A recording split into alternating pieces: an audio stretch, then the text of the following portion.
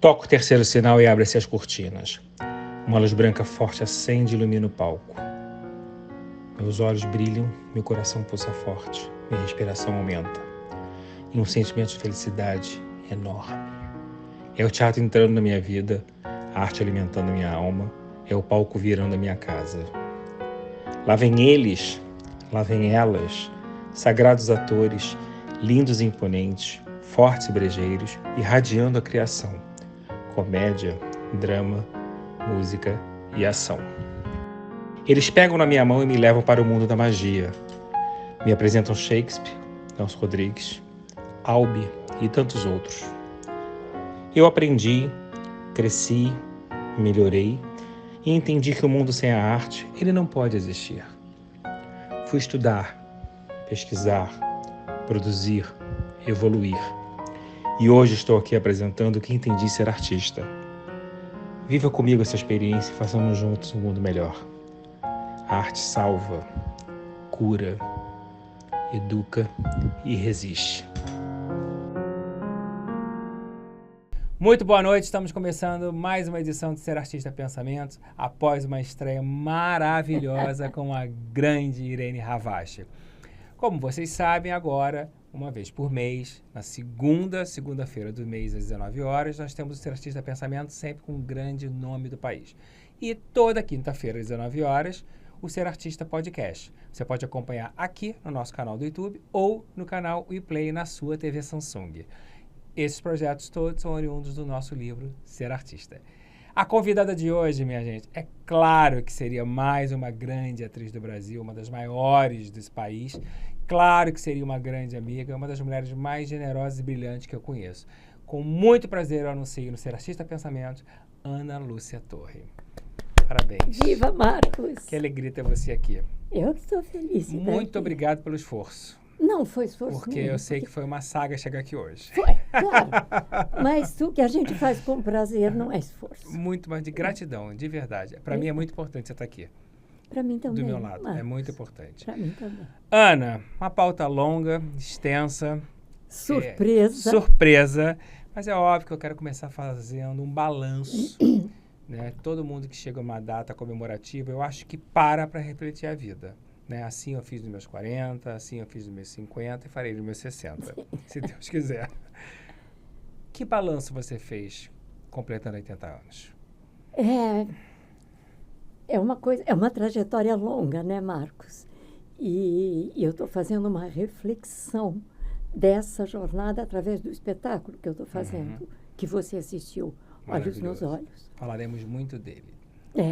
Mas só para situar o público. E nessa reflexão toda que eu fiz, chegar aos 80 para mim está sendo um privilégio de prazer. Eu vou te citar uma coisa rápida. Ontem eu encontrei com um vizinho que eu não via há muito tempo. Ele me abraçou muito, querido. Aí ele olhou para mim e falou assim, você está diferente. O que foi? Está apaixonada? Eu falei, estou por mim. Que lindo. Ó. E é isso que eu estou sentindo, uma alegria, um prazer de estar comigo. Você vive bem a sua solitude? Muito. Eu nunca achei que solidão fosse trágico.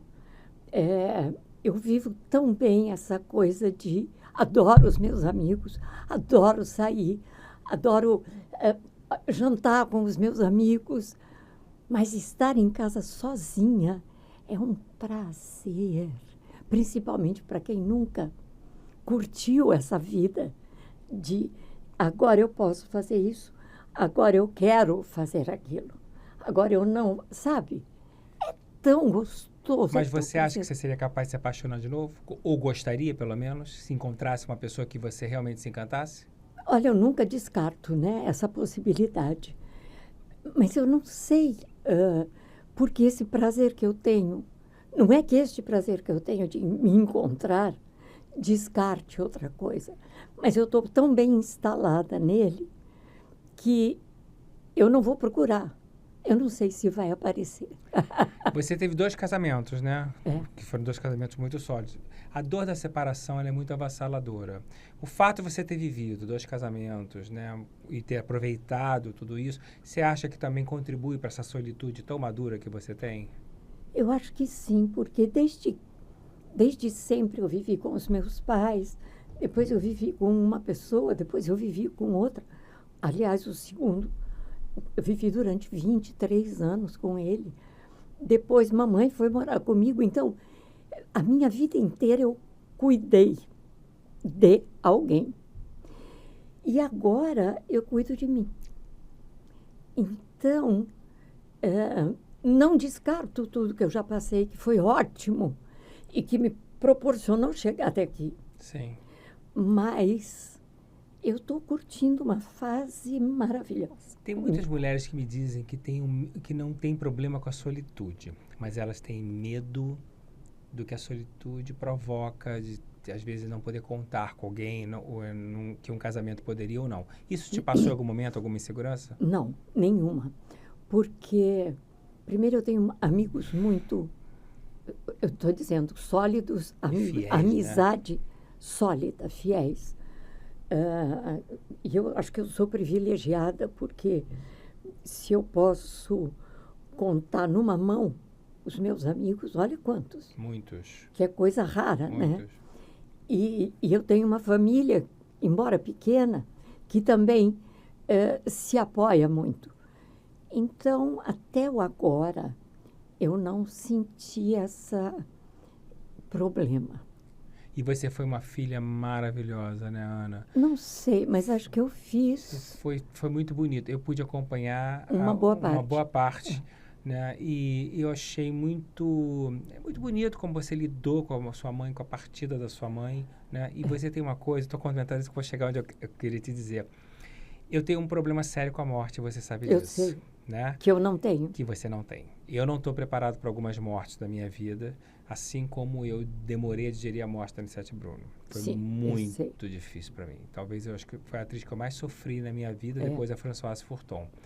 E tem algumas pessoas realmente que eu não me sinto preparado ainda, por mais kardecista que eu seja. E você, conversando sobre esse tema especificamente, você foi tão sucinta, pragmática, tranquila, que eu até hoje reflito em cima das suas palavras, né?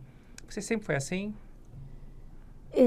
Eu não sei se pela formação religiosa que eu tenho, pelas conversas que eu tinha com meu pai, com minha mãe, eu sempre encarei essa coisa da morte e da separação como uma coisa que é natural, como uma planta que cresce e fenece, né? E essa planta que fenece deixa cair as sementinhas e daqui a pouco vem outra, né? E assim é que eu sou kardecista, como você. Então, para mim, a morte significa a morte do corpo, porque o espírito continua. Perpetua. E a vida vai continuando. Eu não sei quantos anos eu tenho, né? Espiritualmente falando. Então, eu sempre encarei de forma razoável. E você acha que isso é por causa do seu pai, que ele passou toda essa consciência do kardecismo para você? Eu não sei se é só por causa dele, se eu já trazia esse broto, né? Eu acho que eu já tinha isso bastante, porque até a morte do meu pai, e depois de alguns anos da minha mãe, eu já tinha perdido algumas pessoas que me foram muito caras. Mas eu sempre orei muito, pedindo que o seu espírito se iluminasse. Eu não sei te dizer, Marcos, eu só posso afirmar que isso, para mim, é uma coisa tida como certa e tranquila. Você ainda frequenta? Sim. Toda semana tem uma tradição. E você me contou uma época como surgiu o espiritismo na sua vida, Sim. Uma história bonita. Conta de novo pra gente. Então, como eu nasci em 1945, naquela época todo mundo era católico, né? E falar em espiritismo em 1950 era Deus nos acuda. Em 1950 eu já estava frequentando a escola E eu era trazida de volta naquilo que a gente chamava perua, que é a van. Uhum. E, de repente, eu tinha 5 anos. Numa segunda-feira, eu volto no meio do período da aula, com uma professora no carro e o motorista, e eles me trazem desmaiada e me entregam para minha mãe no meio da tarde. E eu, sem consciência nenhuma, no dia seguinte acordava ótima, como eu costumo dizer, linda e loura. E aí as segundas-feiras se sucederam, só as segundas. Eu voltava desmaiada e terça eu voltava a ficar bem. Então, pai e mãe, médico, psiquiatra, psicólogo, benzedeira, que na época tinha muito. Até que uma segunda, eu cheguei desmaiada e veio uma vizinha e falou para minha mãe: desculpe eu tocar no assunto, eu sou espírita. Se não quiser, tudo bem, mas hoje tem sessão. E era num bairro bem distante. Papai chegou em casa e falou: óbvio. Me enfiou no carro e lá fomos nós. Eu entrei no centro de Umbanda. Eu entrei no colo do papai, saí andando. Aí eles pediram que o papai voltasse no sábado, porque era dia só deles, desenvolvimento, de médiuns e tudo. E papai voltou comigo. Então a gente está sentadinho lá, né? Toca tambor, baixa um, baixa outro. Até que o chefe do terreiro fez assim. E eu fui. Ele falou: não, ele chamou papai. Papai chegou na beira do terreiro, tirou um sapato, tirou outro, pôs um pé. Quando pôs o segundo, virou um índio. Enorme, com peito enorme, enfim. Vamos reduzir a história. Eu não estava doente. Eu fui instrumento para levar meu pai, que era um grande médium, até esse centro. Papai tinha 30 anos, ele trabalhou até os 82. Que bonito, que bonito. É. E seu pai, ele não era kardecista, né? Não. Ele parou lá literalmente por você. Aí ele, quando voltou e disseram que tinha acontecido, aí ele começou a estudar loucamente e a frequentar esse centro. Depois de alguns anos, esse primeiro índio pediu para o papai passar para o kardecismo. Ele trabalhou anos com o kardecismo e depois ele foi encaminhado para a cura. Foi a última parte do trabalho dele com mediunidade. Interessante, né? Porque um espírito do centro umbandista passou seu pai para um centro kardecista. E né? papai, e ele recebia os médicos, caboclos, os preto velhos, no kardecismo. E trabalhando na rede de cura. É. Com muitos feitos na de cura. Bastante. E eu falo isso porque eu fiz uma cirurgia espiritual que me curou, me evitou de fazer a segunda cirurgia do coração. Eu fiz a primeira, a segunda eu não precisei. Eu lembro. Através da minha irmã. Sim. Né, a Cláudia Carino, que ela tem uma rede de apoio fraterno e ela marca cirurgias espirituais no Itupiara com muito êxito. Nós temos vários casos de sucesso na família. Não tem como não acreditar. Vivemos num país laico. Você acha que hoje esse país, o Brasil, do jeito que é, acho que é o maior país espírita do mundo, se eu não me engano, e um dos maiores católicos do mundo, as religiões convivem bem? Não. Não? Não. Você sente ainda um preconceito entre as religiões? Não. Eu acho que o buraco é um pouco mais fundo. Com esse turbilhão político que a gente está vivendo e que eu acho perigoso em vários aspectos. Fala-se muito hoje em dia do evangélico. Uhum. O evangélico não suporta o espírita. O evangélico não suporta isto. O evangélico... Essas pessoas que dentro da nossa política estão pregando em nome desse evangélico está deixando a população preconceituosa com o evangélico, o que é terrível, porque você tem igrejas evangélicas fantásticas. Sim. Que fazem muitos cultos ecumênicos aqui no Brasil. Você tem um rabino, um bispo, um médium, sei lá, de Umbanda, tem evangélico, tem tudo. Só que esse grupo político que está meio que querendo assumir esse congresso, mas Deus é pai e não vai deixar, eles estão trabalhando contra eles próprios. Ai, que bom. Então estamos vivendo um crescimento da religião, do evangelho, através de uma máquina política. Não tenha dúvida. Que é o mau evangelho. Uhum. Porque o bom evangélico segue os ensinamentos do Pai. Com certeza. Não é? Com certeza. Então, eu acho que essa distinção tem que ser bem presente em todos nós. Porque senão vai virar um turbilhão de todo mundo, ou grande parte fica contra os evangélicos. Sim. E não é isso. E é um perigo que a gente corre mesmo, Pois né? é. De ter uma coisa pior na sociedade. Sim, porque a gente está num momento de cisão. Até isso eles conseguiram, né? E polarizaram muito. Polarizar. Eles potencializaram muito a polarização. O que acontece com a polarização? Você só cria conflito. E a gente não quer conflito, né? Você foi militante durante muito tempo? Não, claro, eu entrei na faculdade em 1965, um ano após o golpe militar. No auge da ditadura. Não, né? No início. Começando, aliás. No início. Não tínhamos ainda o ato institucional número 5. Mas mesmo assim a gente já começava a perder pessoas, não mortas, mas na prisão. Depois do AI-5, aí o negócio pegou fogo, né? E... Você chegou a ser presa, não, né? Cheguei. Chegou a ser presa? Cheguei. Torturada? Não. Só que foi assim. Eu fui-me embora do Brasil logo no início, porque eu fui estudar fora. Eu não fui por causa de política. Mas o ser político estava aqui. Porque eu acho que você viver em sociedade significa que você é um ser político. Uhum. O político não significa eu fazer parte de um partido. Significa eu atuar como cidadã dentro da sociedade em que eu vivo para melhorá-la. Eu fui estudar na Noruega. Depois de lá, eu fui estudar em Portugal.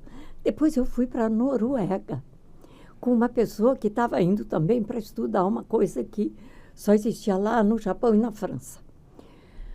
E lá fiquei 4 anos e meio. Um paraíso.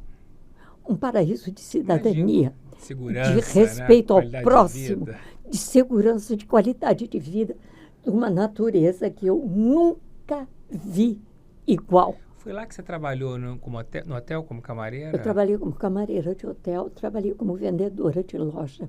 Fiz artesanato em couro, ia vender nas lojas. E, finalmente, a Embaixada do Brasil em Oslo era muito pequenininha. Eu fui chamada para trabalhar lá, porque desde que eu cheguei eu me apresentei na Embaixada. Se eu fosse fugida, eu não ia me apresentar na Embaixada. Sim. Me apresentei, fiz... Enfim, trabalhei quase 4 anos na Embaixada. Até que resolvi voltar, porque já fazia 7 anos que eu estava fora. Sem voltar? Você ficou direto? Vim só uma vez. Nossa. Meus pais foram 2 vezes. Na época era muito difícil a viagem. Não era né? facilidade de hoje, com certeza. Era 60... Eu fiquei lá até 75. E para telefonar, você tinha que marcar. Um evento. Você tinha que marcar para 2 dias depois, para falar 3 minutos, porque era uma fortuna. Enfim. Aí eu voltei. Voltei e 5 dias depois eu estava no Rio. 5 dias depois eu fui presa em casa. Você passa 7 anos na Europa, trabalha na embaixada registrada no Itamaraty. E 5 dias depois que você volta, você está presa. Você estava sendo monitorado o tempo todo? Eu fiz parte de um grupo de teatro da faculdade, que foi muito famoso e deu muito o que falar, que era o Teatro do Tuca, o grupo do Tuca. E nós fazíamos o Morte e Vida Severina. Ganhamos prêmios internacionais. Ficamos quase 3 anos em cartaz no Brasil. E o Tuca virou uma espécie de, como arena, uma espécie de refúgio onde as pessoas iam para protestar. Só o fato de você estar lá no teatro já era uma maneira de dizer... Estamos com vocês. Estamos aqui. E quando eu fui presa, para susto meu, 5 homens invadiram a minha casa com metralhadora na mão. Me botaram num aviãozinho e me levaram para São Paulo. Só que eu só fiquei sabendo disso quando eu cheguei. E o primeiro dia de interrogatório foi o seguinte. Eu juro para você que é verdade o que eu vou te dizer. Nós estávamos um pouco sem serviço e resolvemos rever os arquivos do Tuca. Todo mundo já passou por aqui, só faltava você. Então, na verdade, eles nunca esqueceram você. Estavam de controle. Eles queriam todo mundo. E todos que passaram, alguém foi torturado? Alguém Olha, sumiu? Alguém desapareceu? Não, ninguém... porque já era 75. Mas também não era tão bom assim, porque foi aquela época do Herzog, né? Sim. E a prisão foi o quê? Um interrogatório e depois você foi liberada? 6 dias. Ah, você ficou 6 dias? Minha Numa família, cela? Numa cela. Sem comunicação com ninguém? E minha família não sabia onde eu estava. Meus amigos me procurando aqui no Rio, porque eu fui presa no Rio. Meu pai largou tudo em São Paulo, veio aqui para o Rio. Uma loucura. Agora, é impressionante você, depois de 7 anos, você chegar no Brasil, você ser presa 5 dias depois. Quer dizer, você foi monitorada com toda certeza o tempo todo. Não tiraram o olho de você nem um minuto. Enfim, aí me chamavam para ir lá. E eu não tinha nada para contar, porque eu estava fora, né? Mas eu ouvia as coisas que aconteciam lá dentro. Esse é o... É duro. É duro. É duro. Você acha que todo mundo, de uma certa maneira, essa coisa de morar fora, é bom? Você cresce muito? Nossa! O que você traz de experiência de ter morado tanto tempo fora do Brasil, numa idade muito produtiva? Primeiro, o contato que eu tive com diferentes povos. Porque quando eu estava na Noruega, logo no início, eu me alojei na faculdade, como é que chama? Tipo, no dormitório da faculdade, no... Não é dormitório, mas cidade universitária. Cidade universitária. E lá tinha gente de tudo que era espécie, raça, cor, brilho, religião, o que você pode imaginar. E numa convivência, e numa troca de informações, eu diria ali, eu vivi uma fraternidade universal, de muito respeito. Primeiro porque o país já impunha aquilo, né? É um país onde todo mundo se respeita. E aí vinha gente da Costa do Marfim, Argélia, Senegal, Romênia, Tchecoslováquia. Gente, era uma coisa, porque antigamente ainda era a Tchecoslováquia. Sim. Né? Não era a República Tcheca e a Eslováquia. E da América Latina.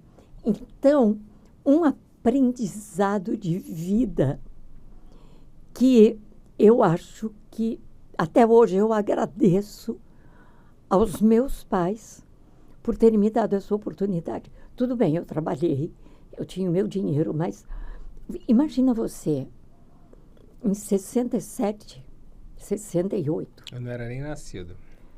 Filha única, mulher. E meus pais disseram, quando eu disse, eu quero ir, vai. É um apoio. Eles bancaram a sua ida, então? A ida foi. Você se virou? Depois que eu cheguei na Noruega, eles bancaram 1 ano em Portugal. Depois eu fui para a Noruega e comecei. E essa atriz, aonde ficou? Essa atriz, esse foi danado. Porque tinha sempre... Em Portugal eu ainda convivi com um grupo ótimo, um grupo cênico da Universidade de Lisboa, que era um grupo altamente reconhecido. E depois, quando eu fui para a Noruega, não tinha isso, né? Então uma cultura muito distante da nossa, né?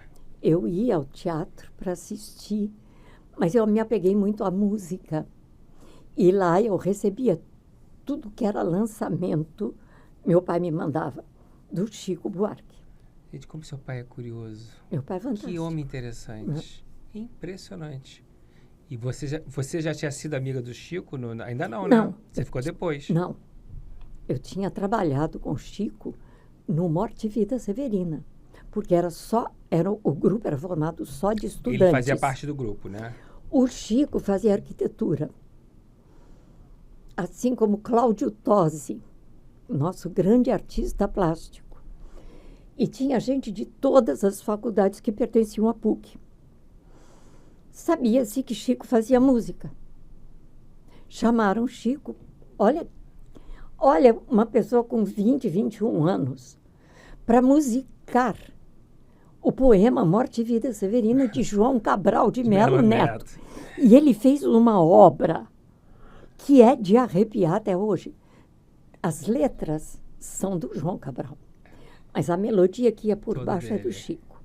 Cláudio Tosi fez toda a nossa programação visual. E tudo assim. Era tudo estudante, ninguém ganhava nada.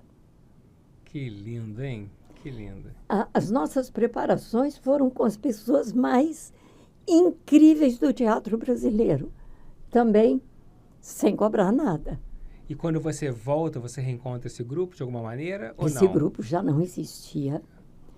Mas comecei a encontrar outras pessoas que eu conhecia na época. E que, por acaso, por exemplo, Celso Nunes, um dos grandes diretores de teatro, que era casado com Regina Braga.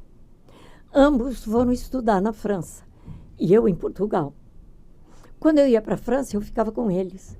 Quando eles iam para Portugal, eles ficavam na minha casa. Tinham as relações. Era pouco, mas a gente tinha. Entendi. Assim que eu cheguei no Brasil, eu telefonei para Celso, que estava com o maior sucesso da temporada, que era Ecos.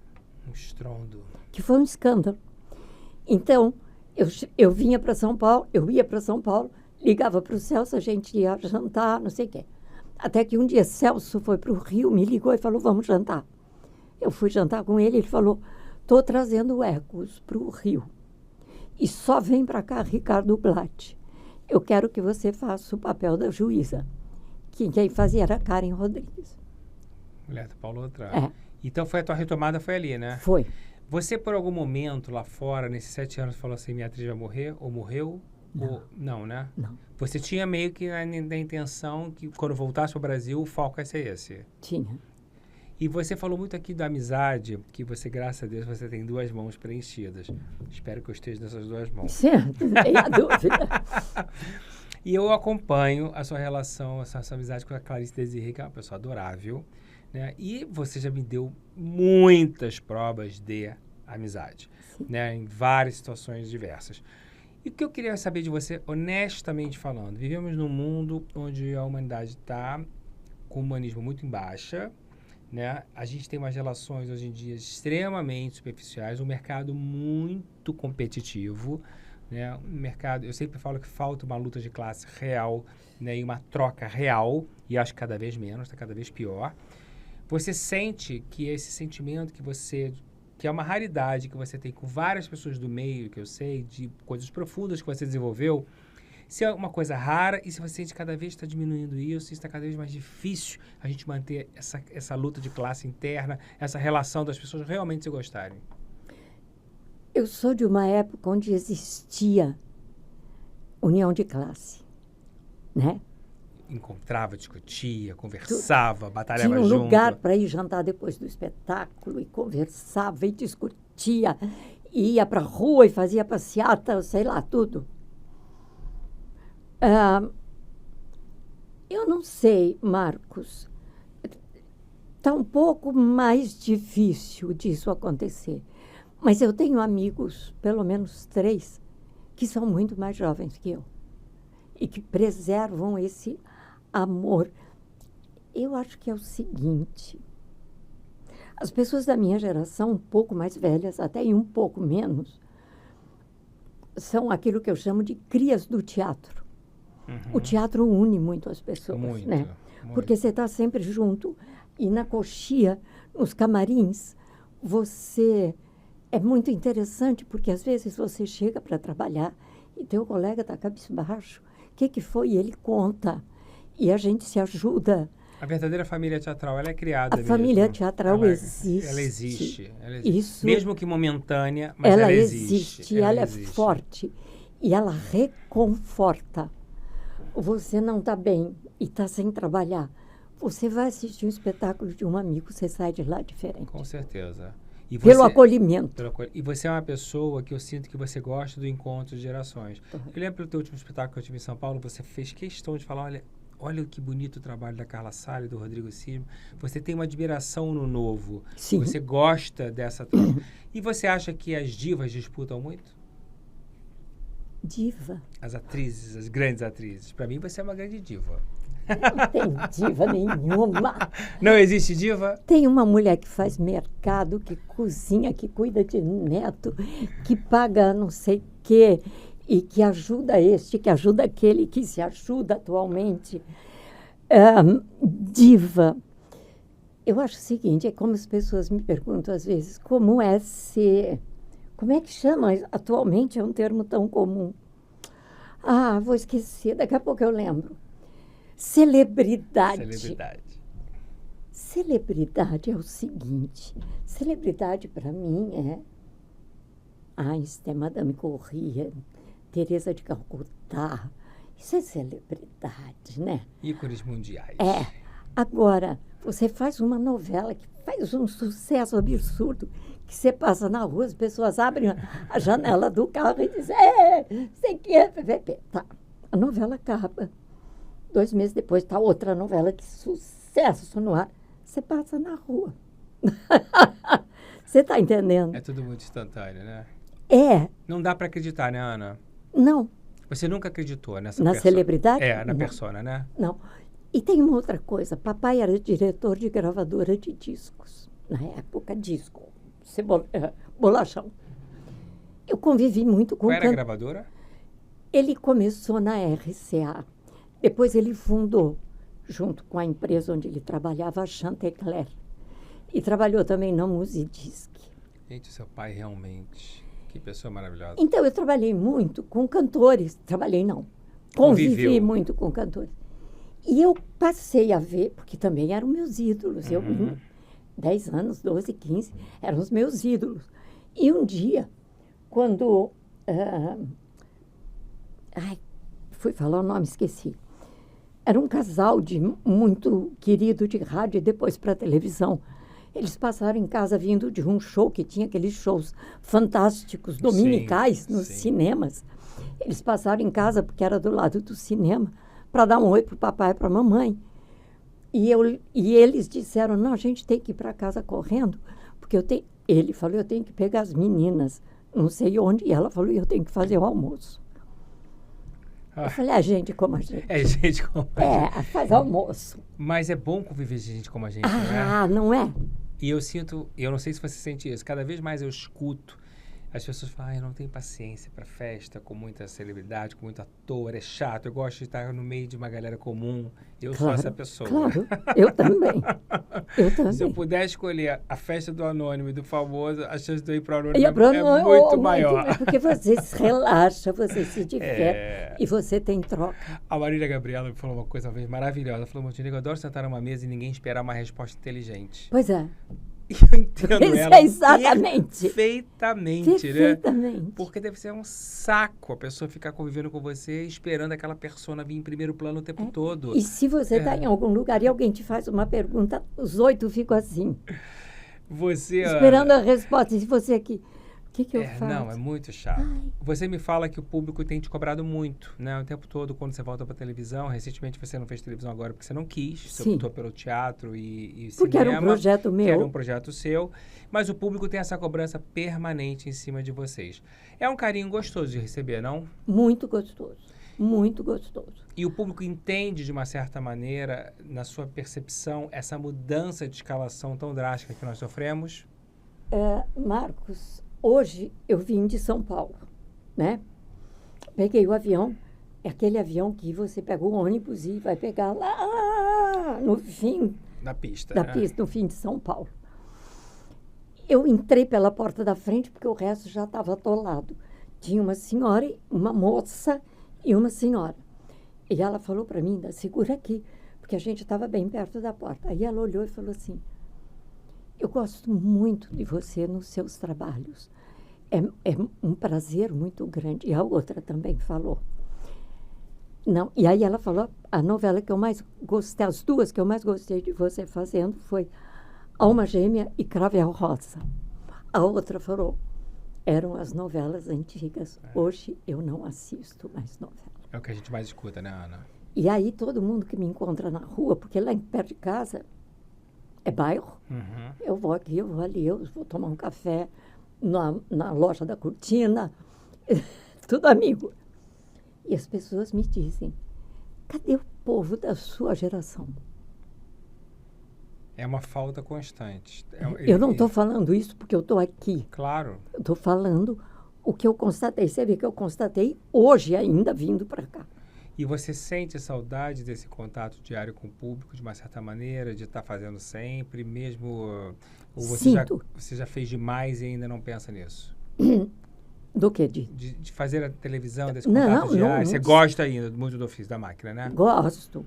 Agora, o prazer de conversar com as pessoas na rua, eu converso sempre, passo pela rua já. Oi, bom dia, oi, tudo bom? E vou... Eu tinha uma amiga que dizia, quando saía comigo, Ana, você é pior que chuchu na cerca, vai se agarrando onde passa. Eu vou de loja em loja, bato um papo e tudo. Porque também tem uma coisa que é muito interessante, é o desmascarar a celebridade. Total. E aí, falando nisso, você completou 80 anos, né? Muita reflexão. O que você diria para uma jovem atriz, hoje, que está começando a carreira, se ela te pedisse um conselho? Bom, se você diz que é uma jovem atriz, eu imagino que ela tenha feito o curso. Sim, com DRT. Com DRT. Com DRT. Então, o que eu diria, que é uma coisa que eu sempre fazia, é primeiro estudar muito, lógico, mas não estudar o teatro. Você tem que estudar, você tem que ver artes plásticas, você tem que ir ao cinema, você tem que ir a circo, você tem que ir balé, tudo. Mas ir sempre ao teatro, ver tudo que está passando nesse início de carreira.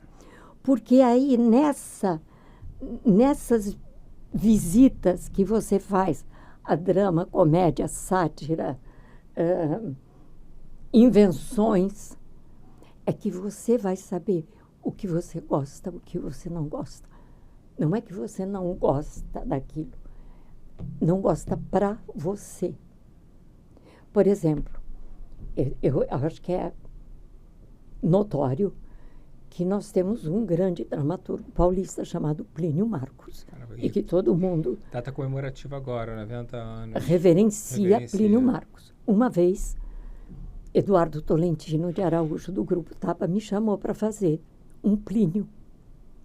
E o Eduardo tem uma coisa ótima, que é o seguinte, eu cheguei para ele e falei assim, eu não sei fazer Plínio. E eu não faria bem Plínio. Você falou isso? Falei. Por quê? Eu não consigo entrar. Você jura? Eu acho que você faria uma norma ali brilhantemente bem. Pois é, ele também falou isso. Mas o Eduardo vira para mim e diz que eu acho que todo diretor devia entender essa posição. Ele falou, que ótimo que você me falou isso. Porque muita gente aceita, porque vai ter um trabalho.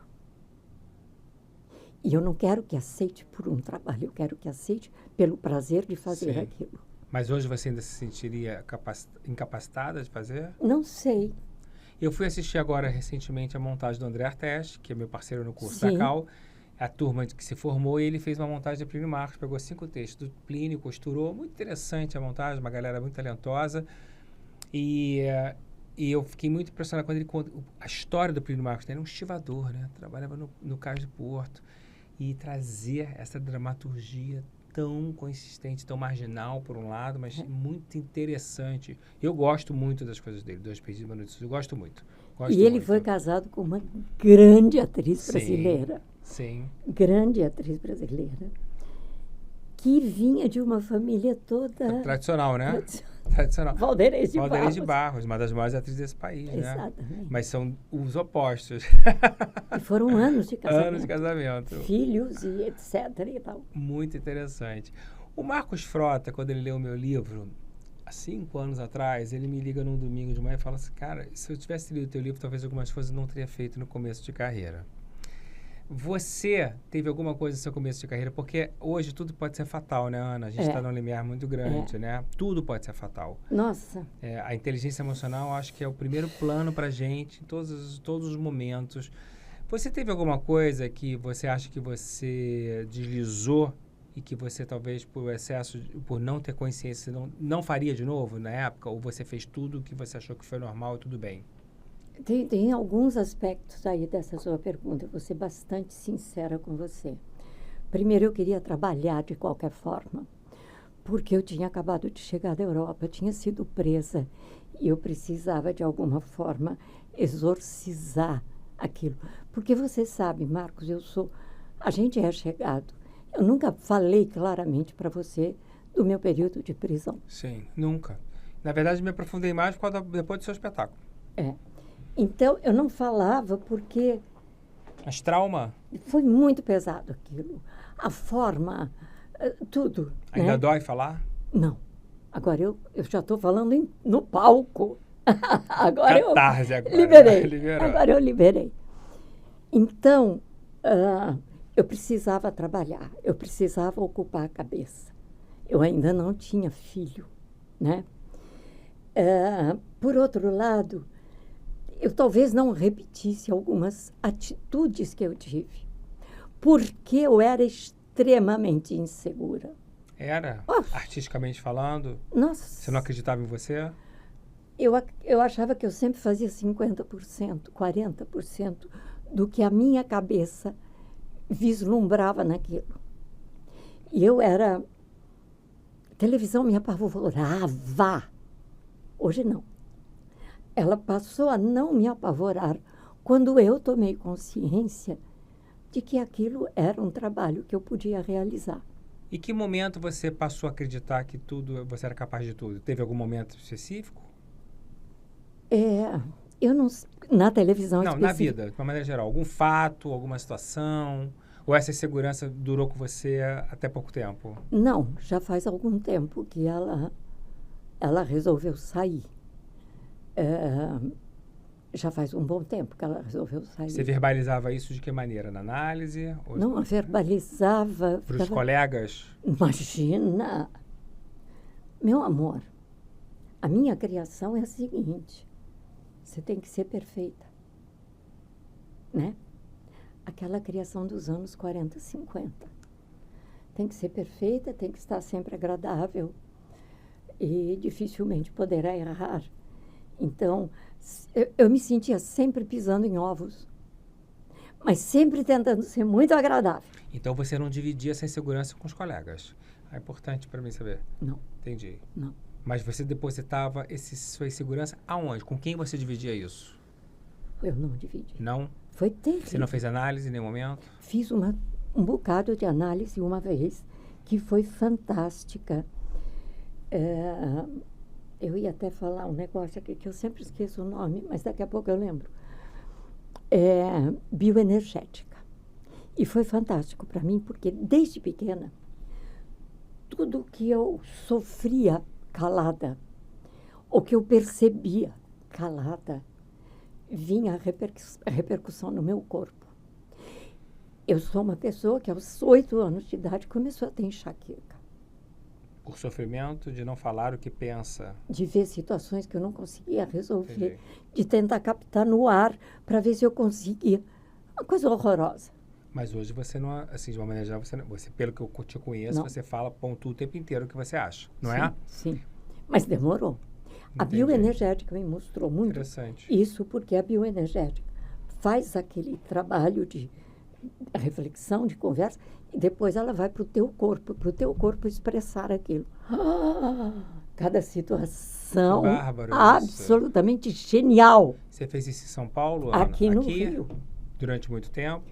Não foi muito tempo, porque eu estava numa situação financeira, mas foi, acho que uma das melhores coisas que eu já fiz. Talvez sua libertação, né? Indicada pela Clarice Derzier. Clarice tinha que estar nisso. Que interessante. Uma coisa que eu nunca parei para pensar. Esse tipo é uma análise, né? É uma análise. É uma análise. E como o meu corpo sempre foi o reflexo dos meus sentimentos, Eu tive enxaqueca até os 40 anos. Até que um dia eu falei assim, "Pá, vamos parar com isso, né?" E você acha que a enxaqueca era fruto ainda? Absoluto. Absoluto. Porque eu só melhorava quando eu botava tudo para fora. Engolir é muito ruim. É. Agora, eu acho que você tem muita inteligência emocional, muita educação. Eu acho que, com certeza, eu digo facilmente que você é o top 5 da educação, porque você é muito delicada. Seja o assunto que for, delicado ou não, pode ser até um pouco mais incomodativo, você sempre aborda de uma maneira muito especial. É da sua natureza. Essa inteligência emocional foi construída ou faz parte do seu DNA? Eu acho que os dois. Porque analisando as coisas todas, essa repressão que eu me impunha, porque eu me impus, né? Eu podia dizer não. Sim. Eu não conseguia porque eu engolia. Mas essa repressão que eu me impunha começou a me proporcionar, mas também porque eu sou assim, essa, vamos dizer, delicadeza no trato. Não no trato só com as pessoas, mas no trato com os assuntos que acontecem. Né? E nos casamentos, como era isso? Você ficou submissa nos casamentos em função desse temperamento? Ou isso foi uma evolução? Não foi submissa, isso não. Até porque eu casei com parceiros que entendiam que a relação entre duas pessoas é uma relação que vai junto. Mas você conseguia falar o que você pensava para eles? Às vezes.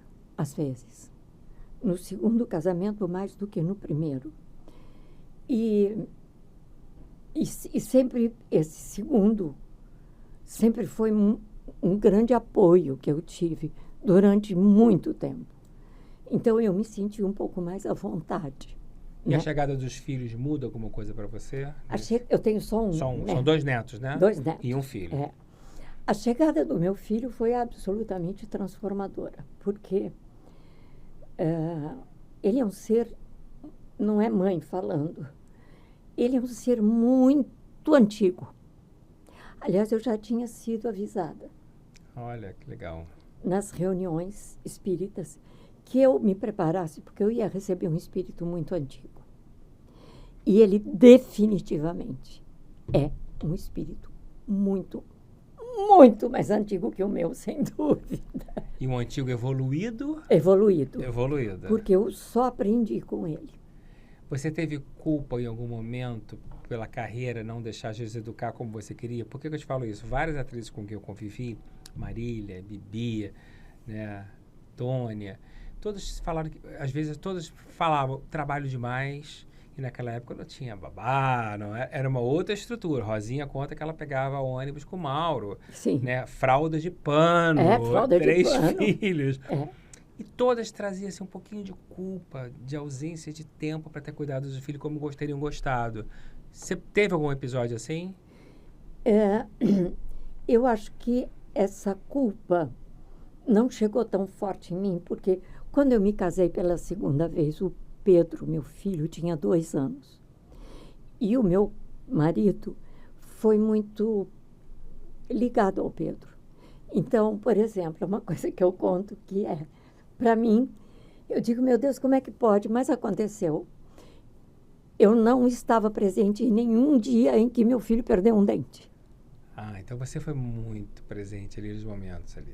Mas eu sabia, porque a gente se falava por telefone e eu brincava e deixava a fadinha deixava um dinheiro embaixo do travesseiro, sempre. Mesmo que eu estivesse no Rio, o meu marido de madrugada ia lá e enfiava 5 reais. Muito legal. Então, isso eu perdi, mas sempre tentando manter muita presença. E hoje em dia ele é músico, né? Ele é músico. Ele tem uma banda. Ele toca numa banda. Ele faz arranjos, ele faz produção para outras bandas. Ele tem um pequeno estúdio. E fez a trilha da sua peça. Fez a trilha da Seus minha netos se encantam por uma avó grande atriz? Eles rolam de rir, né? Rolam de rir por quê? Porque, Marcos, toda essa coisa assim que eu sempre mostrei, eu sou em casa uma palhaça. Ah, mas eu acho você bem engraçada na vida. Eu de sou maneira geral. palhaça. Eu acho você bem Você já humorada. viu, você já jantou comigo e com a Irene. É uma delícia.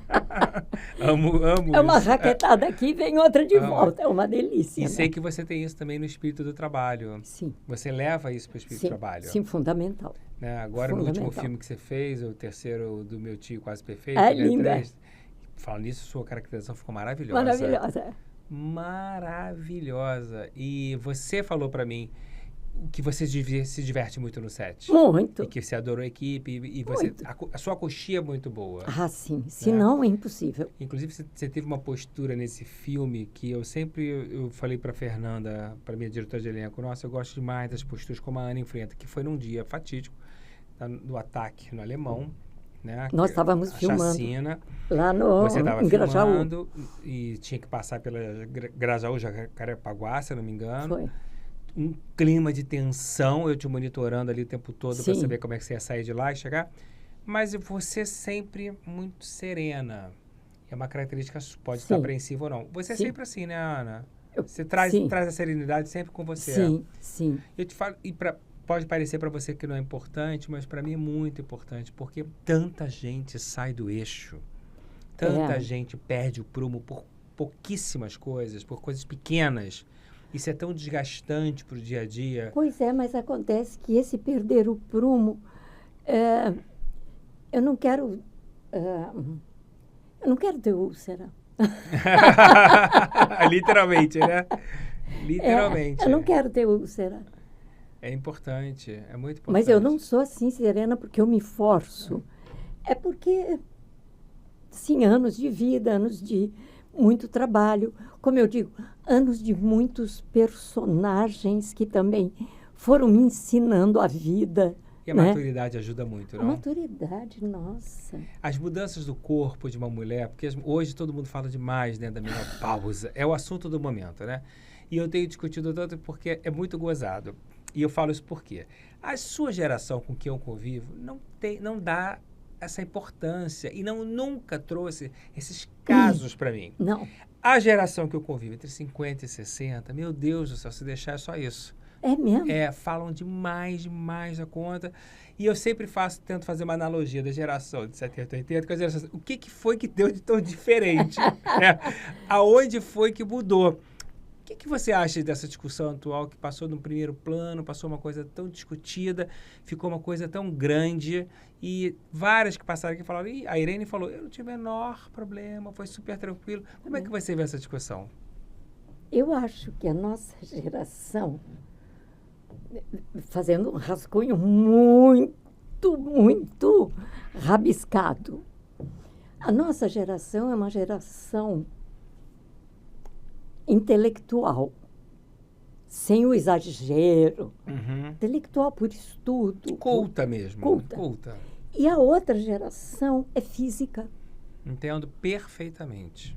Então, o culto ao corpo, que na nossa sociedade é um escândalo. Você não foi malhar? Sim. Não, onde você estava? Eu fui malhar. A imposição do padrão de beleza é cruel, né? Essa palavra malhar, ai, me dá uma gastura quando eu ouço isso. Não que eu seja contra, eu faço ginástica. Sim. Mas eu faço ginástica para me sentir bem. Agora eu estou com 80, tem bracinho mole. Maravilhosa. Mas... E a sua rotina desse cuidado com você? Uma ginástica é diária, essa ginástica? 3 vezes por semana, às vezes 2. A alimentação, você sempre foi magrinha porque você sempre comeu pouco ou você soube equilibrar? Embora a minha nona italiana, quer dizer, embora a minha avó fosse italiana, a nona, a minha avó, por incrível que pareça, não admitia gente gorda na família dela. Não admitia? Não. Então era, até hoje, café da manhã, almoço, enquanto criança, lanchinho à tarde e jantar. Chega, balinha, drops, chiclete. Mas esse café da manhã, esse almoço e jantar, eles eram balanceados, eram estudados, planejados ou comia de tudo? A minha avó tinha cabra. Eu mamei até os 9 meses e fui para a cabra. Eu morava na casa da minha avó até os 4 anos. Você foi tomar leite de cabra? Então, eu acordava de manhã com ela, antes de todo mundo. Ela pegava a caneca e eu, o copinho. A gente ia até as cabras, que ficava... Era uma vila enorme. Ordenhava ali? Ordenhava para levar para casa e o meu copinho na teta da vaca e eu ali. Olha! Só que era assim, almoço era arroz, feijão ou macarronada domingo, mas vamos dizer arroz, feijão. Sempre tinha um legume, sempre tinha uma salada e uma carne. Legume e verdura não faltavam na mesa da minha avó. Você é muito saudável, então. Se esse mix for equilibrado, não for exagerado, é super certo. Todo mundo fala isso. Ana, você está envelhecendo muito bem. Né? Tá muito bem fisicamente, muito bem esteticamente falando. E a gente vê que você é muito natural. Sim. Né? Que você não fez com que as intervenções cirúrgicas transformassem você uma pessoa fora da idade real que você está. Como é que você lida com o procedimento cirúrgico num momento que muita gente realmente erra em preenchimentos, em excesso de cirurgia, ou a não aceitação da velhice, problemas de lidar com a idade? Você passou por algum momento alguma crise nesse aspecto? Você pensa nisso? Não, crise nunca. Eu fiz um procedimento porque era um problema familiar. A minha avó teve, minha mãe teve seríssimo, e eu tive. A pálpebra cai. E eu olhava no espelho, eu já não conseguia ver os cílios, eu via só a pontinha. O da mamãe estava uma coisa que o olho já quase não abria. Então, nós fomos fazer a cirurgia juntas. Só que, como eu tinha 60, ela já tinha 80, eu fiz no consultório do médico.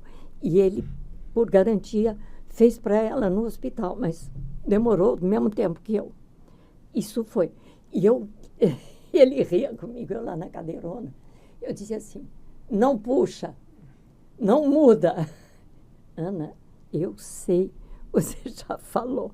Então, ele fez só aqui. Você acha que nem dá para ver mais? Nem dá para ver. Não, se você não me dissesse, eu não jamais... Eu falei para ele, aqui é daqui. Daqui você não passa. Mas você pensa em fazer alguma coisa no futuro? Não, acho que eu não quero. Isso é uma coisa que você não se liga, né? Não, porque essa altura da vida que eu estou tão feliz comigo mesma. Pegar uma anestesia geral. Pra quê, fazer, né? Claro. Tem uma coisinha aqui que eu, né? A velhice nunca te assustou? Não, porque na minha família a velhice nunca foi susto. E a sua família é uma família longeva, né? E sua mãe faleceu com... 95. 95. E você tem outros casos na família assim, Sim. Né? E o mais importante é a gente ter saúde, né? É o mais importante. Claro. É isso que conta pra gente. Antes da gente começar a falar do teu espetáculo, eu quero colocar o primeiro pensamento do programa, tá? Eita. Então, eu queria que você comentasse em cima do meu pensamento, que é ser artista é mostrar às pessoas aquilo que o povo não consegue enxergar.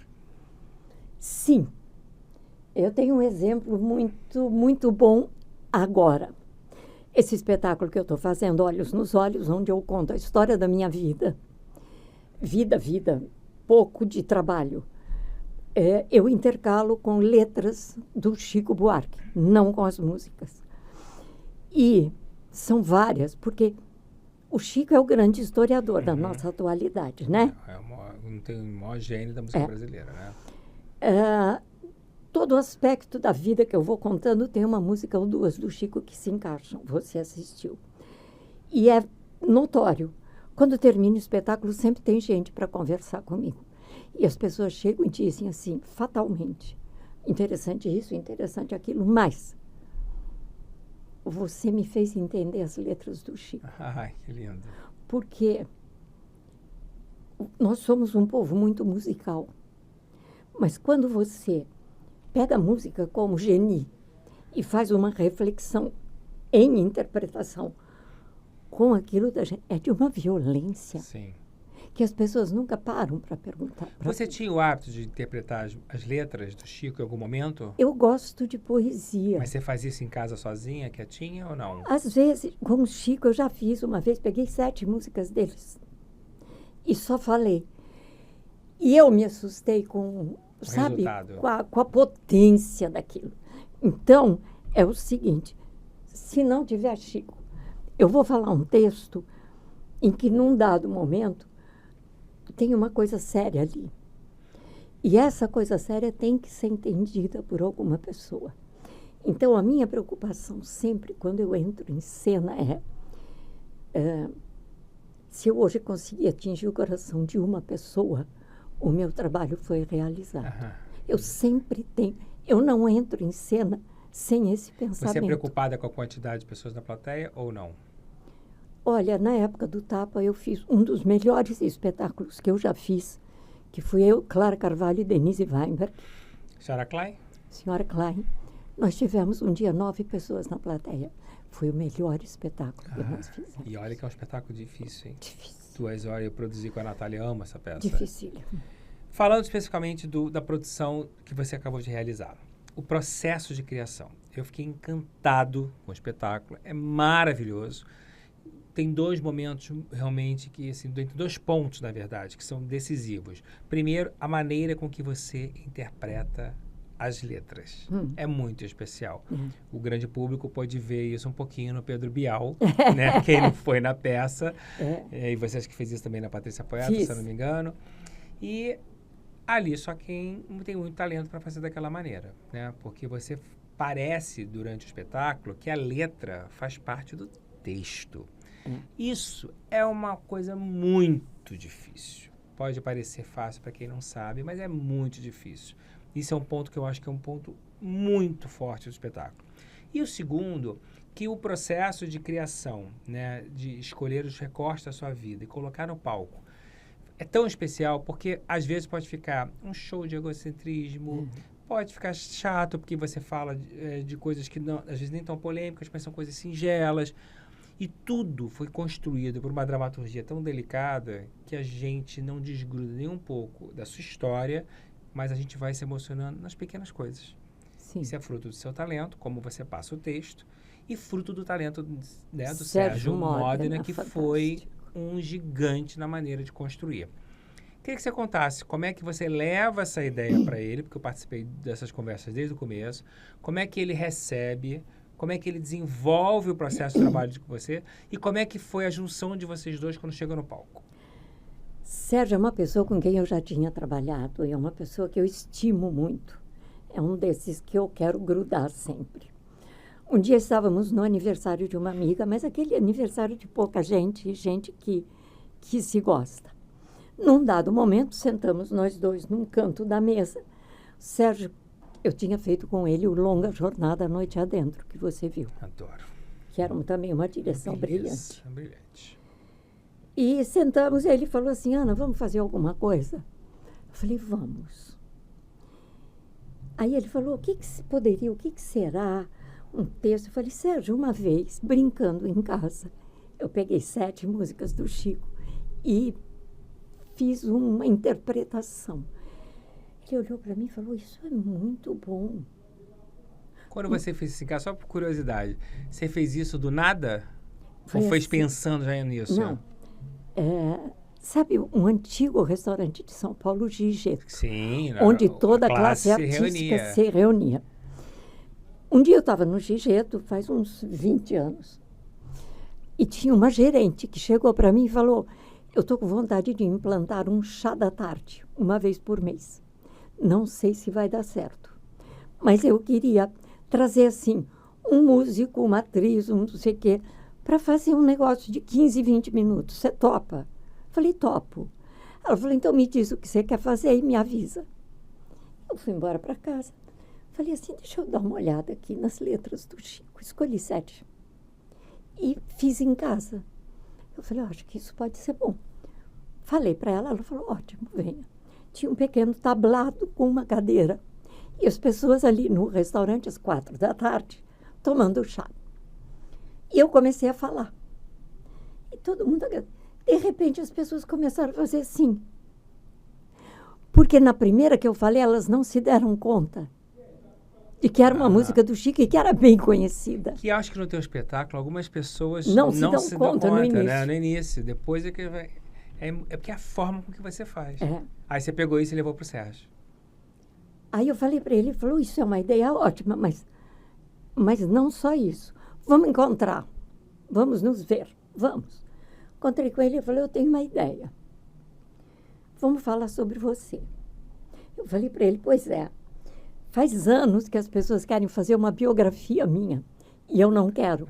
Você tinha me dito, inclusive, isso. Porque eu acho que o que eu falar hoje, amanhã não está mais válido, porque a vida é um... Vai mudando. Ele falou, sim, Ana, mas você tem que dar o seu depoimento, porque a sua história é interessante. Que tal se a gente falar sobre a sua vida privada? Eu falei, isso me interessa. Começamos a nos reunir 2 vezes por semana. Ele falava, como é que foi tal coisa? Como é que foi a adolescência? Como é que foi quando você Ele foi tirando de você, então, a sua vida. E eu ia gravando. falando e ele gravava. E eu gosto de falar, né? Sim. Na semana seguinte, ele já vinha com um pequeno texto. Eu costumo dizer que você não desperdiça as palavras. Você conversa, tudo é aproveitável. Que bom. E foi assim que nasceu. Que delícia. Ele separou X músicas do Chico. E conforme a gente ia fazendo, a gente ia encaixando. Agora, e é uma equipe muito feliz, porque todo mundo contribuiu. Totalmente. Né? O figurino contribuiu, a luz contribuiu, o cenário contribuiu, inclusive a sua foto com aquele cabelão é uma beleza. Quando você se vê com 80 anos e vê aquela foto, bate alguma sensação assim diferenciada na mulher? Que a mulher é muito ligada à estética, à beleza, né? Em ser desejada. Muito bonita, né, Ana? Muito bonita aquela foto, mulherão. Você tem algum sentimento assim que faz você sofrer um pouquinho? Não. Bate um saudosismo? Não. Não? Você não é saudosista, não, né? Não. E nem melancólica? Não. Inclusive, você é tão... Melancólica na minha vida. Talvez, eventualmente, eu fique com um fato que eu vejo, enfim, me dá né? Mas passa. Na minha separação, né? Você foi uma das primeiras pessoas que eu conversei, né? Você foi tão sincera, tão objetiva, tão delicada, mas tão precisa. A nossa conversa fica até hoje ressoando na minha cabeça, assim. Se desmistificou muita coisa para mim, porque é assim que você lida com a vida, né? Lógico. Você é bem objetiva nesse aspecto. Tem que ser, né? Tem que ser, né? Porque eu já passei por uns sofrimentos aí que eu acho que, hoje em dia... Você não se permite mais passar. Não vale a pena. Esse seu critério de sempre... Você, assim, pega a tua carreira para estudar, você está sempre atrelada à qualidade de espetáculos de alto nível, principalmente no quesito texto. Uhum. E você, para chegar nesse teu espetáculo, você quebrou muito a sua cabeça, né? Você pensava o tempo inteiro o que você ia fazer. Eu mesmo te trouxe ideias, você falou, não é isso. Você foi buscando. Você sempre teve esse critério dentro de você? Não. Não? Não, aquilo que eu te falei lá no começo, eu precisava trabalhar por 2 motivos. Um, para sair daquele buraco da prisão, e outro, porque eu tinha que sustentar meu filho. Esse era o meu mote, eu preciso trabalhar. Então, fiz tudo com o máximo que eu podia dar, mas nem todas foram exatamente aquilo que eu queria fazer. O Grupo Tapa te trouxe um diferencial? Não tenha dúvida. Inclusive, Denise Weinberg, Clara Cavalho e eu. Tive uma noite com a Denise tão agradável na casa Raul Ouro Fino.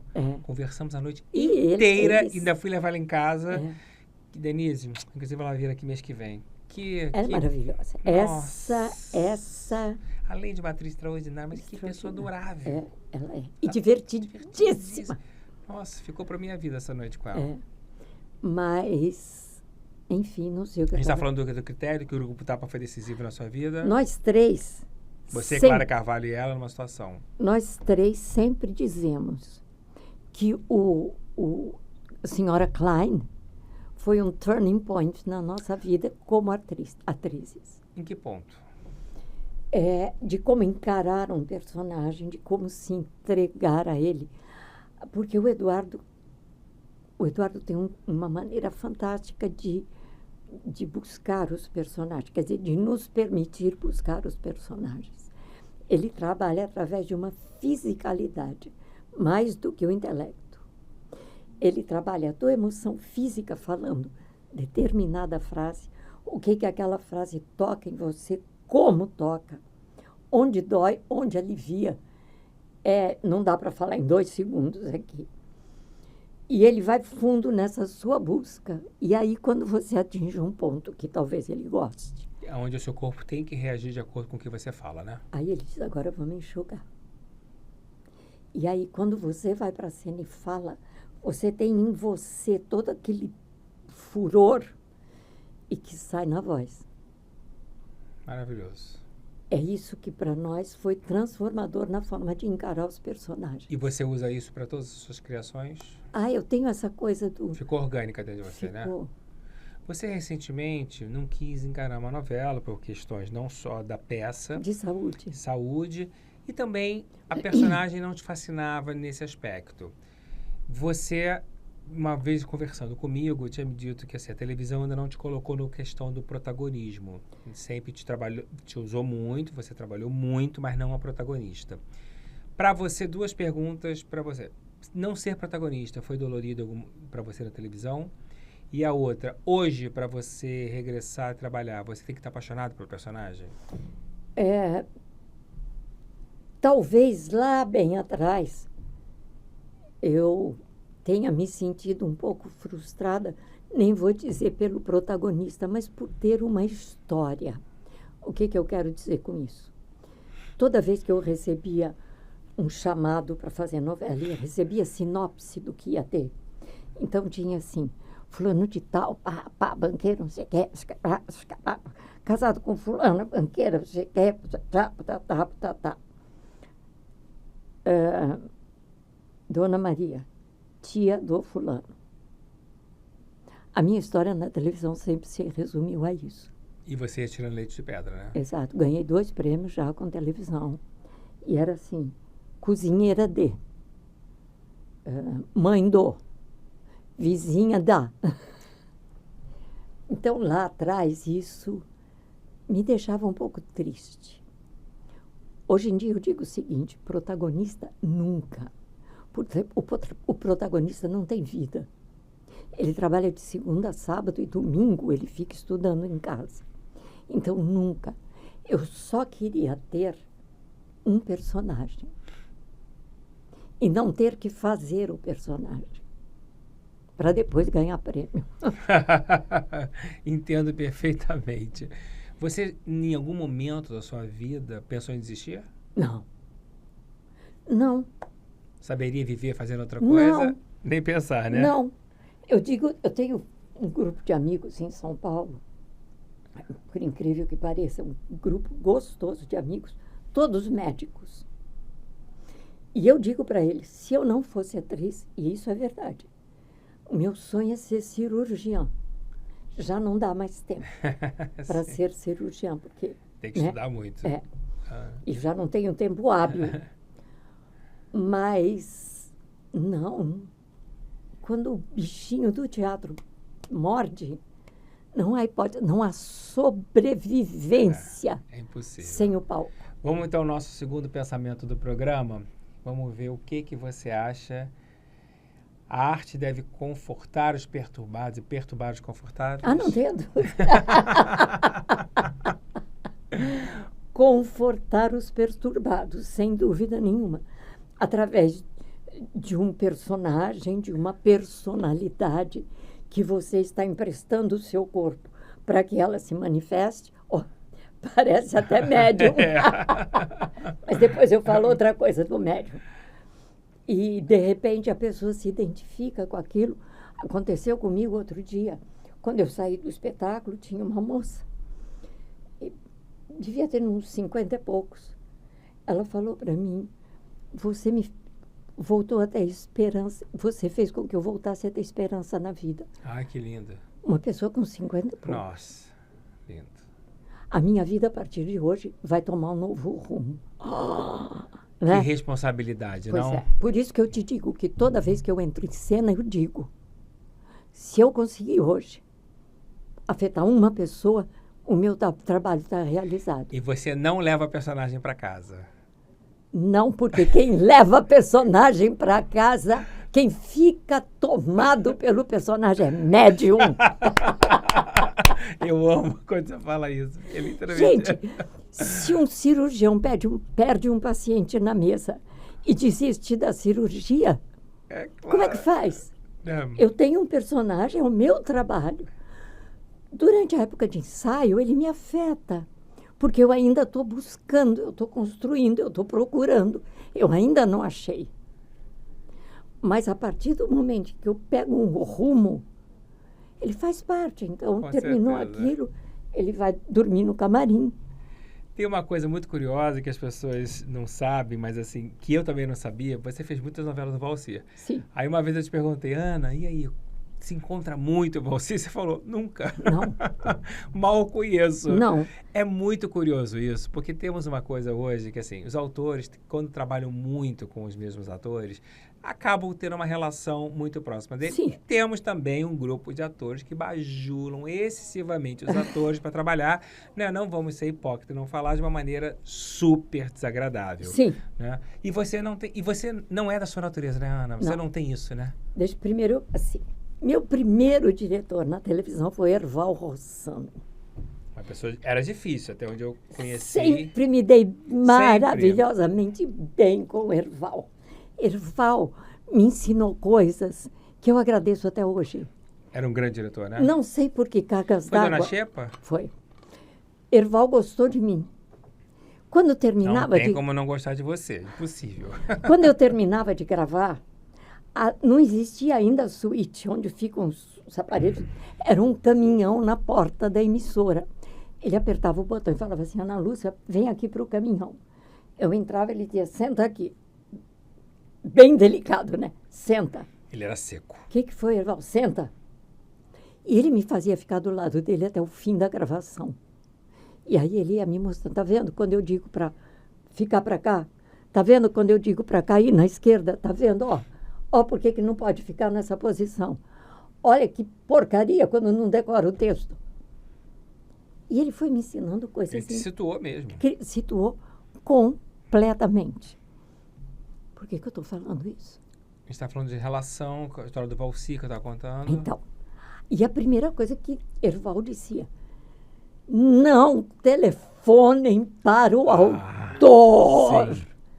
Não telefonem. Mas aquilo era na cabeça o tempo inteiro. Trabalhei muito com o Valsir, encontrava com ele nas estreias, encontrava com ele nos términos de novela. Uma vez ele me convidou para ir à casa dele, em São Paulo. Ele tinha uma cozinheira maravilhosa que odiava a Débora de Almagema. Ela tinha um horror. E ela dizia para o Valsir, o dia que eu vir essa mulher na minha frente, eu mato ela. O Valsir não contou nada para ela. E falou, vem um casal almoçar aqui com a gente, eu e meu marido. Quando tocou a campainha, ele fingiu que estava fazendo alguma coisa e falou para ela. E ela abriu a porta. Nossa Senhora. Quando ela abriu a porta, ela falou, você me fez isso! Já me abraçou e tudo. Sim. Só. Então, uma vez eu falei para o Valsir, eu não ligo porque... Ele falou, Ana, você pode ligar, né? Depois de tantos anos. Mas eu vi... Você está certíssima. Que? Você está certíssima. Você me disse que você, nesses sonhos de atuar, que você ainda tinha vontade de fazer uma dona de bordel? Queria muito. Por quê? Porque, primeiro, é um personagem que vai me desconstruir toda. Eu vejo muito aqueles hobbies de cetim, os cabelos aqui, o cigarro que eu não fumo, mas não é por caricatura. É como viver esta mulher realmente nesse traje, mas fazer dela aquela mulher que cuida das meninas. Aquela mulher que entende que cada uma daquelas meninas está passando pelo que ela já passou e doeu muito. Tá vendo? Você que está nos vendo? Tá dada a dica. Ô, Ana, antes de você estrear a peça, você teve um problema de saúde muito sério. E pela primeira vez, eu te vi fora do eixo. Sim. Né? Nunca tinha te visto daquela maneira. E fiquei muito tenso, muito preocupado, porque você realmente parou. Parei. Um stop e a gente não sabia o que viria pela frente até você acertar tudo e você superar. O que você fez, né, através da tua espiritualidade, através da tua inteligência emocional, para você passar esse momento difícil? Eu falo isso porque eu acho que é muito importante as pessoas que nos assistem entenderem que nós somos, além de ser todo mundo igual, passamos os mesmos problemas. Claro, não tem dúvida. E a gente busca recursos na vida para superar os nossos momentos difíceis. E eu queria entender aonde você foi buscar para superar esse momento, né? E logo depois você teve, acho que um dos momentos mais felizes da sua vida, que foi a sua peça. Foi tudo muito junto. Eu fiquei muito emocionado naquela estreia. Porque eu sabia da importância. Você ainda estava com o problema do joelho, que você vinha também, mas isso é... Aí é uma dor física, mas eu sabia da importância, não só artística, mas também psicológica, e da vitória que você teve com você mesmo. Né? Então, eu fiquei muito, muito impactado. E você? Como é que você passou? O que você buscou para superar tudo isso? Primeiro, que eu sou uma mulher extremamente ativa, né? Sempre fui. Sempre me virei sozinha, enfim. Você tem alguém em casa que fique com você o tempo todo ou não?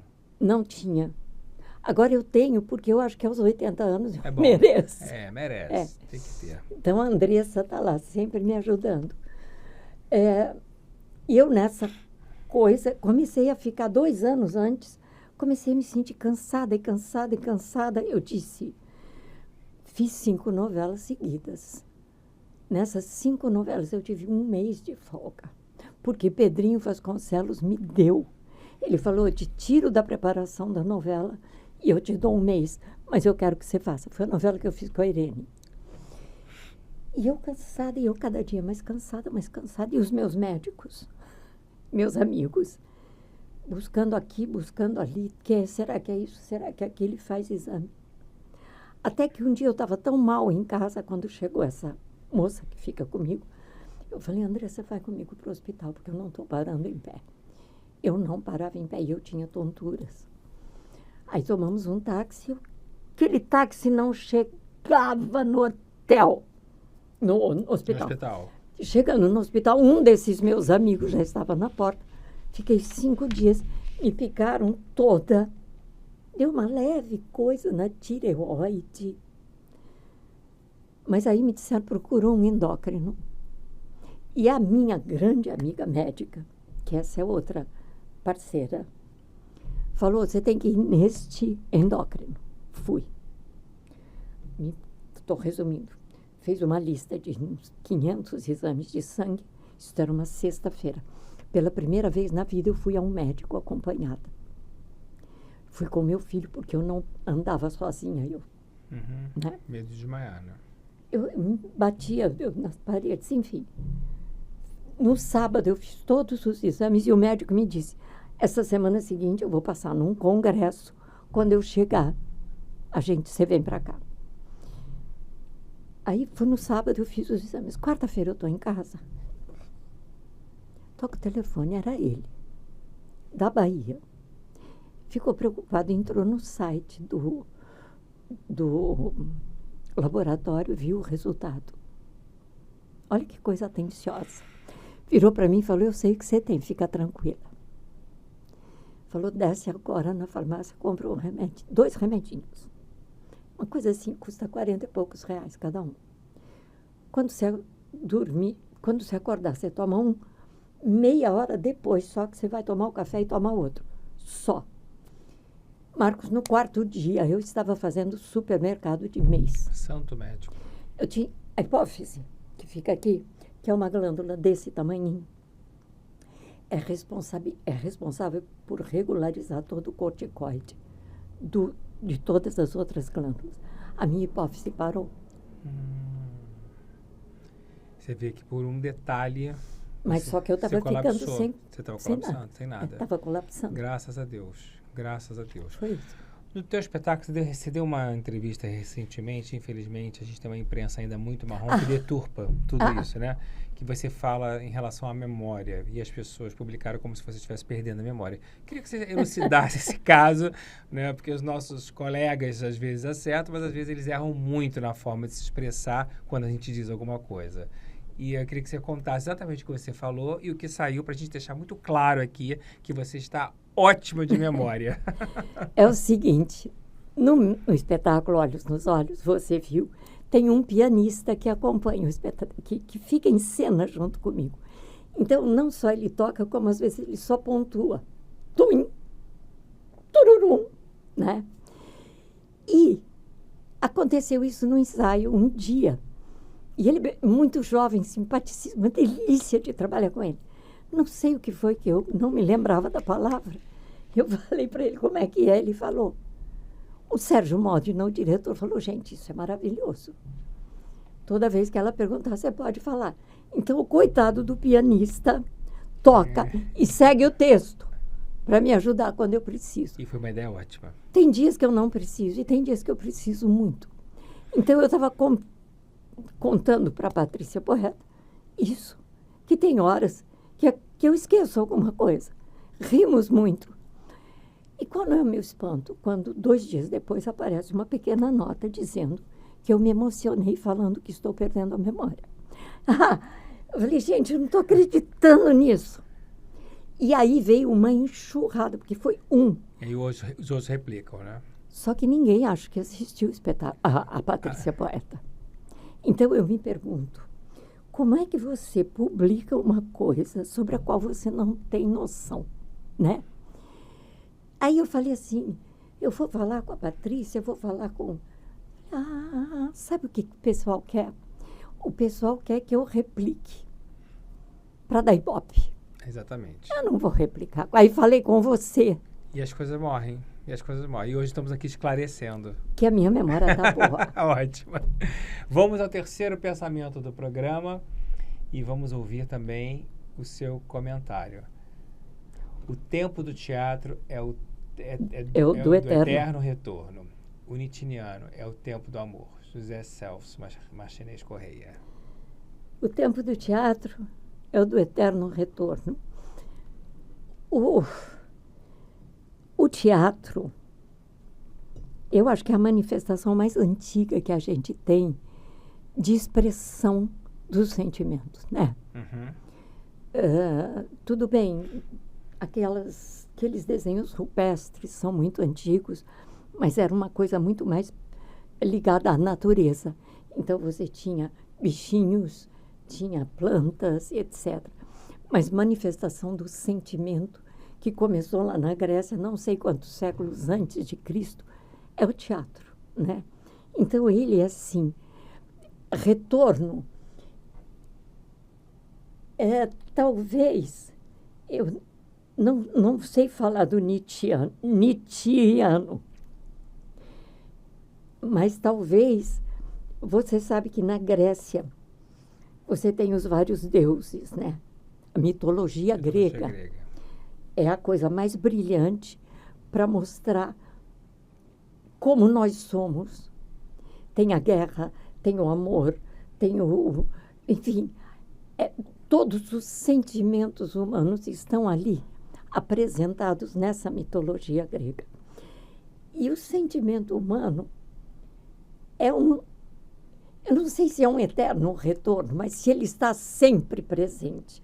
Então, a gente pode buscá-la, talvez seja isso que eu imagino, que você busca na fonte a forma de demonstrar esse sentimento. E que cada um vai demonstrar de uma forma, né? Então, é o tempo do amor na medida em que você pode resgatar pessoas. E o amor é a base da vida?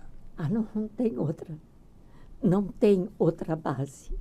Porque se você for na raiva, você destrói. Se você for na inveja, você destrói. Você só constrói com amor. Eu costumo dizer que o projeto Ser Artista é um projeto de amor. Não é? Né? Que é o que veio para nos unir, que veio para a gente fazer refletir, para a gente trocar, para a gente conviver de uma maneira mais saudável. E essa coisa toda que você faz de botar os atores aqui para falar sobre suas vidas é também uma forma dessa que eu te digo, se um dia acessar uma pessoa na plateia, eu estou feliz, você está acessando, você não está acessando a classe artística, você está acessando uma quantidade de gente que tem interesse nesse assunto. E aí é onde eu fico muito feliz, porque a nossa audiência é crescente, a entrada na TV Samsung veio nos potencializar. Hoje, o podcast Ser Artista e agora, se Deus quiser, o Ser Artista e Pensamento são utilizados em doutorados e mestrados. Pronto. E o meu livro está entrando na UERJ, na Unicamp. E eu tenho um feedback, você está trazendo as pessoas como elas realmente são e apresentando a gente momentos delas que elas não têm tempo de falar na televisão. Claro. E que não, então, assim, é um registro, como o pessoal do canal iPlay me disse, você é vintage, quanto mais velho, melhor. E eu fico muito orgulhoso com isso, porque é o que eu quero, poder apresentar as pessoas que eu acredito e que eu gosto de conviver, que são vocês. É um pouco daquilo que eu te falei, é de desmistificar a celebridade. Com certeza. E trazer o que há de melhor dela, né? Que é o conhecimento. Claro. Você, Ana, é muito antenada nas redes. Você não publica, mas você está online ali. Sim. Né? Até você me manda muitas coisas. Sim. O que você acha curioso, você troca. E eu acho que hoje a rede social é um lugar muito produtivo, realmente, mas muito perigoso também, porque tem muita gente que não só perde muito tempo ali, ou se perde na opinião, se expondo de uma maneira errada ali. Você é muito discreta em relação a isso. Porém, vivemos num país onde cada dia a gente mata um leão por dia por um excesso de situações extremamente pesadas e desagradáveis que acontecem. Eu enumerei alguns casos, alguns pontos que eu acho que são críticos do momento, para você dar a sua opinião aqui, aproveitar, porque já que você não coloca a sua opinião nas redes, gostaria de ouvir. Primeiro, Congresso é inimigo do povo? Eu tenho pensado tanto sobre isso. Atualmente, ele é um perigo. E eu fico um pouco pesarosa de dizer isso, porque eu sei que tem gente fantástica naquele Congresso. Mas quando certa parte do Congresso resolve atuar na madrugada, escondido, é porque essa parte que está atuando na madrugada, escondido, tem medo de se expor. Porque se ele publicamente falar o que deve, o que ele quer falar, a reação vai ser grande. Porém, falar escondido provoca uma reação pior ainda. Então, eu devo dizer aqui, aqueles congressistas que anteontem fizeram uma coisa tenebrosa, vamos dizer assim, no Congresso de madrugada, desrespeitando companheiros que são seus colegas. E ali é a casa do povo, eles estão trabalhando para a gente, né? E esse tipo de atitude está revertendo de forma pior. Graças a Deus, como disse outro dia um comentarista da televisão, mais um golpe de burrice. Né? Com certeza. Quanto mais burrice esse grupo fizer, mais eu agradeço. A nossa política hoje, o problema é a extrema esquerda e a extrema direita? O nosso problema hoje em dia é que nós chegamos num ponto de polarização da nossa sociedade que eu nunca vi antes. Então, hoje em dia é assim, se você não é do Bolsonaro é porque você é do Lula. Para que a gente não é só isso.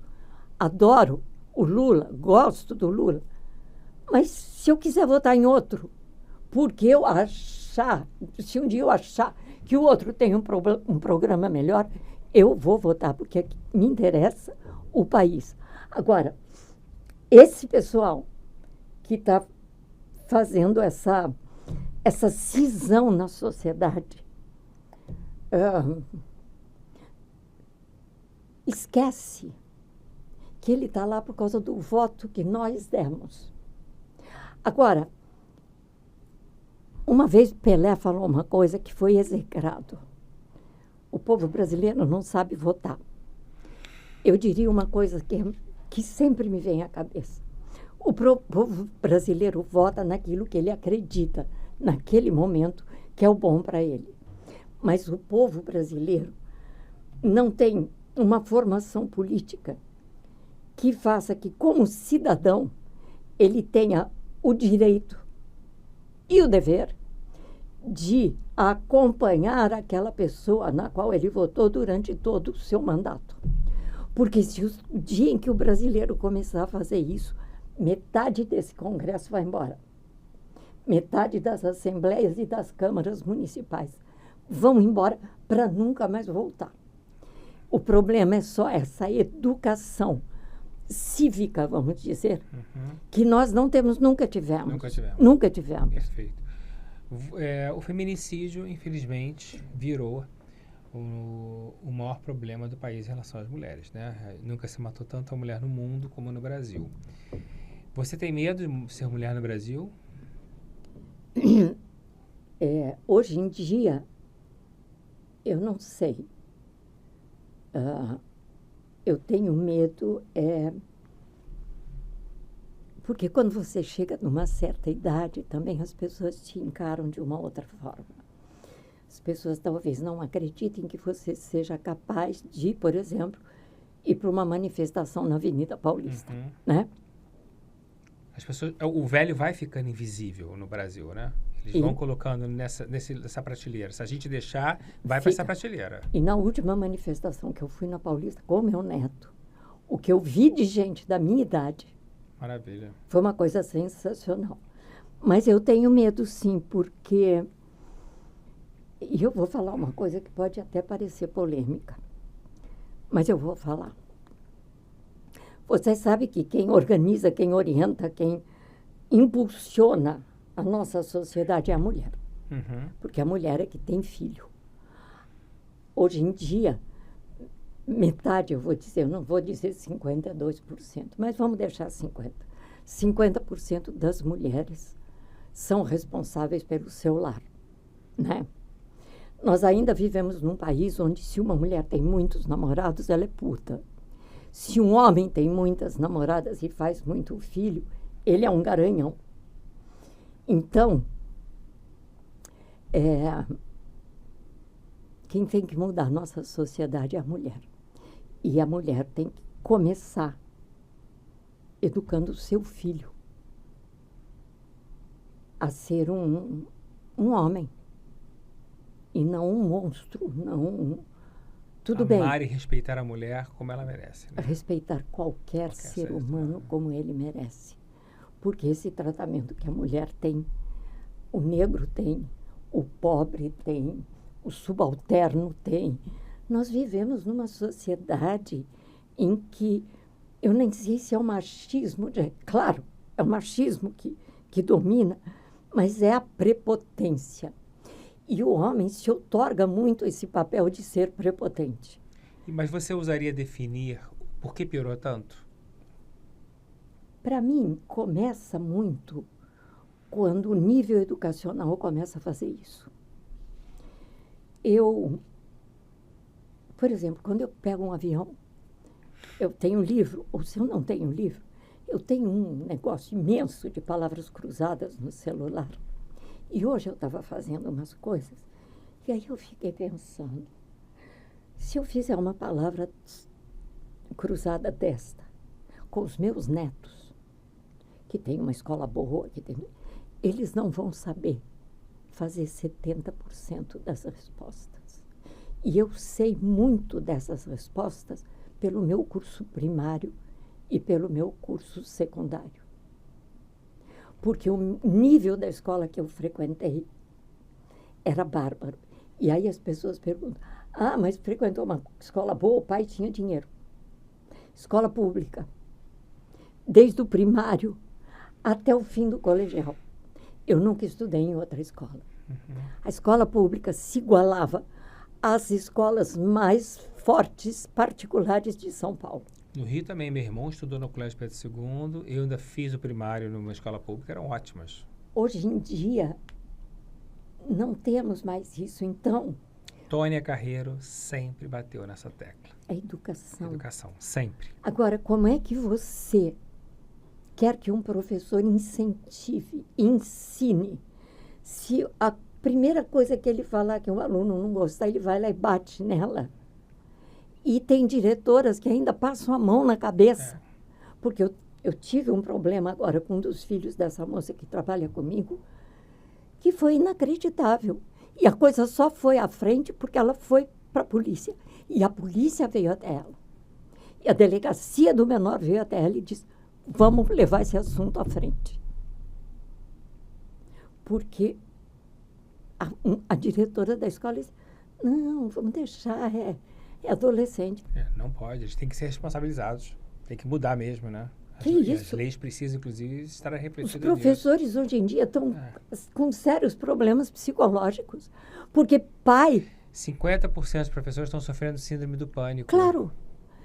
Eu vi um caso uma vez de uma grande festa de colégio, que não era o colégio do meu filho, um menino brigou com outro, criança briga. O menino foi até o pai e falou, aquele menino me bateu. O pai do menino que apanhou foi lá e bateu. Inaceitável. Ana, o Brasil em 2030 será, se eu não me engano, o sexto maior país do mundo de população 60 a mais. É um país que envelhece. A previsão da idade hoje, né, subiu para 76 anos de idade, né? Então eu já passei.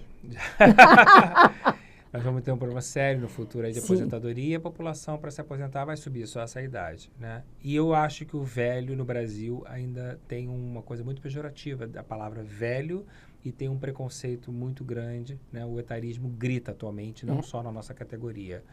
Você sente isso sendo uma mulher de 81 anos de idade no dia a dia? Eu não sinto muito, porque vem o fato de eu ser atriz. Atriz, a fama e o carinho. Tem isso. Seus colegas, pessoas anônimas, passam por isso de alguma maneira diferenciada ou não? Não, eu não tenho um conhecimento assim direto sobre o caso. Mas eu acho o seguinte, se você não respeita o que vem antes, você não constrói nada. Não que você tenha que fazer o que a sua avó fez. Eu não acho isso. Porque a sua avó fez o melhor da época dela. Te passou. Quer dizer, passou para tua mãe, que fez o melhor que ela pôde. E passou para você, que vai fazer o melhor. Você não vai reproduzir o que as duas fizeram. Mas com aquele conhecimento que você tem das duas, você dá um salto para passar para o seu filho. É esse movimento de vida que eu acho que tem que ser respeitado. Eu sempre cito uma coisa que para mim é fundamental. Todo mundo se curva ao imperador do Japão. Não importa se você é general, marechal, o que for. Só tem uma pessoa para quem o imperador se curva, que é a professora. Então, você constrói uma sociedade legal quando você dá poder ao professor. Mas o poder de ensinar, de trabalhar e de tudo. E isso nós não temos. Então, olha a nossa educação. Perfeito. Susana Vieira declarou recentemente na inauguração da Calçada da Fama que há uma perda de qualidade significativa hoje na televisão brasileira de mão de obra e que ela achava que, principalmente os jovens atores, precisavam aprender muito assistindo as novelas da Globoplay com a geração de vocês. Você concorda com ela? Aquilo que eu te falei, que você me perguntou o que fazer, que recado dá para um jovem ator. É ver tudo que você puder dentro da sua profissão. Cinema, teatro, TV. Busca, para você saber o que é melhor para você, o que vai te satisfazer e o que você vai poder entregar. Maravilha. Algum hobby, Ana, na vida? Alguma coisa que eu não saiba? Acho que não. Gosto de cozinhar de vez em quando, né? Gosto. Alguém te provocou alguma decepção na vida que fizesse você olhar o mundo com outro olhar? Não, eu talvez tenha tido 1 ou 2 ou 3 decepções, mas me botei no prumo e continuei minha trajetória. Meu amor, estamos chegando no final. Não. Você falou que era longo. 2 horas de conversa. Você está... Por isso que eu ouvi 2 horas de conversa, é o tempo do nosso programa. E para terminar... Mais uma pergunta. A pergunta final é sempre a mesma para todos. E eu gostaria... Você tem alguma coisa que gostaria de me dizer que nunca tenha dito? Não estou buscando elogios. Não, Irene me fez até uma crítica sempre construtiva. Eu quero te ouvir. Marcos, eu acho o seguinte... eu te conheço há algum tempo e ao longo desse tempo você começou a desenvolver